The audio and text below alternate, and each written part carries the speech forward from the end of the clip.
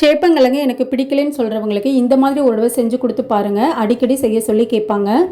இதுக்கு 1/4 கிலோ அளவுக்கு சேப்பங்கிழங்கு நான் எடுத்து வச்சுருக்கேங்க. இப்போ இட்லி தட்டில் நம்ம ஒரு 10 நிமிஷம் வேக வச்சு எடுத்துக்கலாங்க. அடுப்பை லோ ஃப்ளேமில் வச்சுக்கோங்க. இப்போ ஒரு 10 மினிட்ஸ் கிட்ட ஆயிடுச்சுங்க. கிழங்கு நல்லா வெந்துருச்சு. இப்போ தோல்லாம் நீக்கிட்டு நம்ம ஒரு பவுலில் சேர்த்துக்கலாம். இதுக்கு தேவையான அளவு உப்பு, 1/4 டீஸ்பூன் அளவுக்கு மஞ்சத்தூள், 1 டீஸ்பூன் அளவுக்கு மிளகாத்தூள், 1/2 டீஸ்பூன் அளவுக்கு சாம்பார் தூள் சேர்த்துட்டு நல்லா மிக்ஸ் பண்ணி விட்டுக்கலாங்க. ஊற வைக்கலாம் வேணாம். பேனில் அப்படியே ரோஸ்ட் பண்ணி எடுத்துக்கலாங்க. 5 டேபிள் ஸ்பூன் அளவுக்கு எண்ணெய் சேர்த்துருக்கேங்க.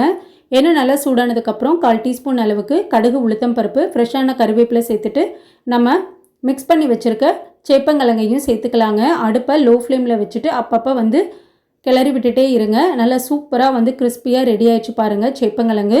ஃப்ரெஷ்ஷான கொத்தமல்லி தழை தூவி இறக்கிற வேண்டியதாங்க.